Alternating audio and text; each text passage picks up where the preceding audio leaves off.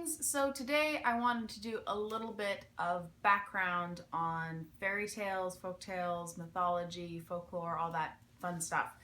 I've been asked about stuff relating to this kind of a lot of times, and I've been trying to figure out how to approach it because I'm dodgy like that and don't want to talk about things. But I figured that talking about folk tales, fairy tales, and all that stuff will be kind of interesting and kind of important.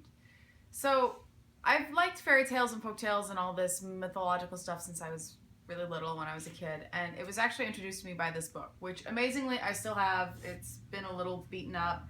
It's kind of a ridiculous book, but it's called 5-Minute Fairy Tales, and I believe I was introduced to this when I was about 5. And the idea is it's literally fairy tales that have been simplified so that you can read them to kids in 5 minutes. And they're from all over the world. They're all different kinds of stories. You have Snow White, Rapunzel, Cinderella, Vasilisa and the Magic Doll, The Honest Woodcutter, 12 Dancing Princesses, Little Dutch Boy, The Nightingale, The Elves and the Shoemaker, 3 Golden Flowers. You have all kinds of things in here. And they all have different illustrations and different styles and everything. And they're all from different countries. So this is kind of what introduced me to fairy tales from around the world, not just the basics that I'll be covering in a minute. So this was kind of an interesting little introduction when I was a child that kind of got me into the whole thing. And from there, I mean, I found out about the Grimm brothers and Hans Christian Andersen and Bulfinch's mythology and all this different stuff. And so I've been trying to catch up on all of the fairy tales and folklore stories that I can. That doesn't mean I've read everything. I'm very, very far from reading everything. There's still a lot of stuff I would like to cover, and there's still some stuff that I only know a little bit about.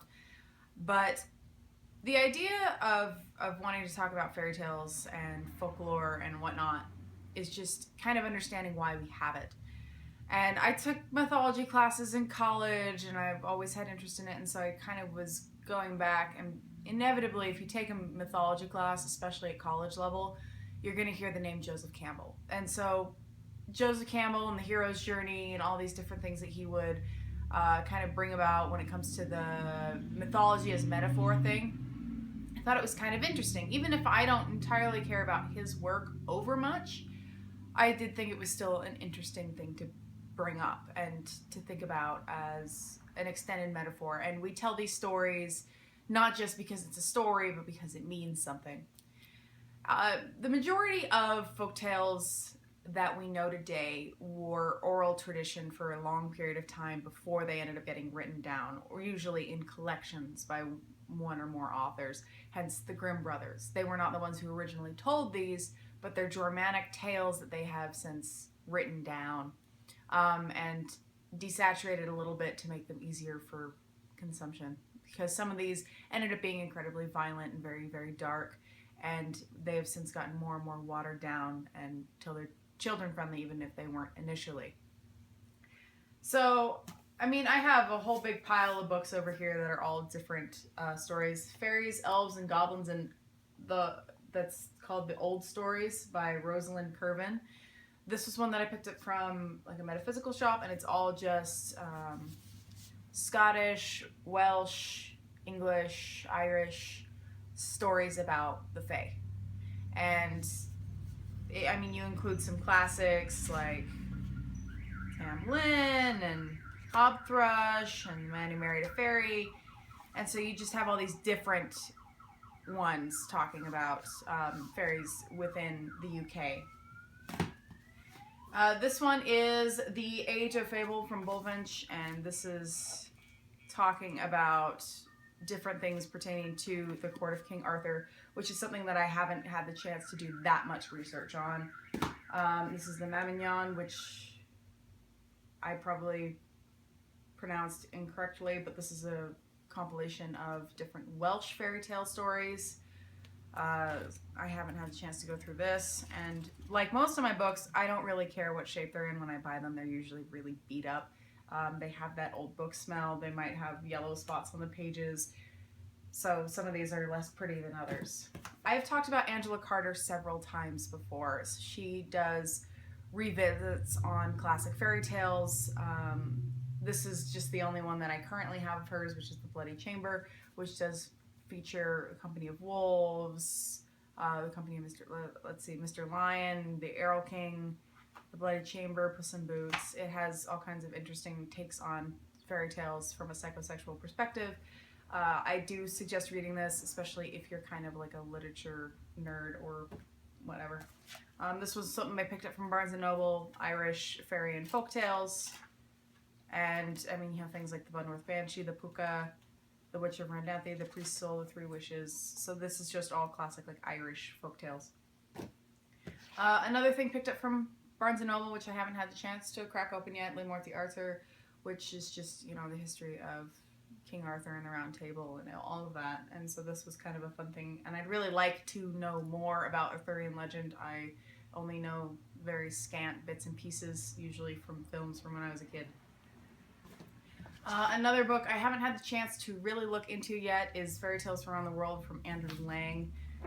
But this is where you get things like Hans the Mermaid's Son, The Troll King, Minikin, The 40 Thieves, Aladdin.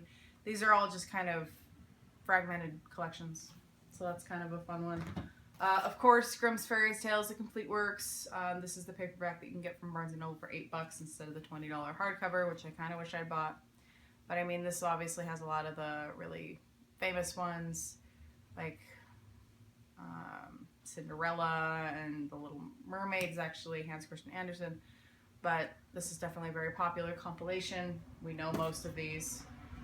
There's, of course, Hans Christian Andersen with The Little Mermaid, The Ugly Duckling, The Red Shoes. The only trouble that I really have with his work is that it's really highly Christian, which is not really of any interest to me. So these are all morality tales that end up being incredibly Christian at the end. Again, another collection, Celtic Myths and Legends from Charles Squire, that I found secondhand as well. Haven't had a chance to go through here yet. This is a little bit different. This isn't precise individual stories. This is more kind of a general coverage of Celtic mythology. And this is a little bit different. This is 100 Wicked Little Witch Stories, because witches have their own stance in folklore and history. Medicine women and women that were considered too clever have often been associated with the devil, and so witches in one form or another have made their way into damn near every fairy tale you've probably ever heard. Sometimes they're in the form of good fairies or bad fairies, sometimes in the form of sorceresses and evil queens, and they're always present. There's usually some kind of a female figure in a fairy tale that is instrumental to the ebb and flow of the story, if that makes any sense. Like, usually she'll turn it for the better or turn it for the worst, or sometimes there'll be one of each. So I figured that the witches would kind of make their way in there. If you have an idea of what fairy tales you would like to look into, folk tales, you can kind of do my old research method, which is every time I feel like I want to learn more about this, I go onto Google, because Google is my best friend and Google has a lot of answers. And so let's say I want to know more about Russian folk tales. I'll type in Russian folk tales. I'll usually go to Wikipedia. They can give you like short blurbs. If I'm not trusting that information, I'll go down to the bibliography at the bottom, find those books, might go to the library and check them out. And that's pretty much how I did most of my research papers in college, was going through the Wikipedia bibliographies. But there's different ways to find things that you want to research, you want to look into. Most of the folktales and mythology that I have looked into is very Eurocentric. It's not because it's not because there's anything wrong with looking into African, Asian, South American, Australian, North American folklore. It's just that my interest has just been super Euro-focused. Mostly the UK, Germany, and Scandinavia. That's always just been of a greater interest to me. That doesn't mean that there's anything wrong with the rest. That's just the ones that seem to click best for me as far as interest level goes. So as I read more and as I do more research and I'd like to share it with people, pretty much you're going to be getting that kind of stuff. If you're looking for Japanese folklore, if you're looking for Indian folklore, if you're looking for South African folklore, I'm sorry, I can't really help you. It's not really my main area of focus. Anyway, scatterbrained, because that's what I do. Anyway, I hope this gives a little bit of idea for stories that you can look into, and I will probably keep up with doing various fairy tale videos in the future. Till next time, Darklings.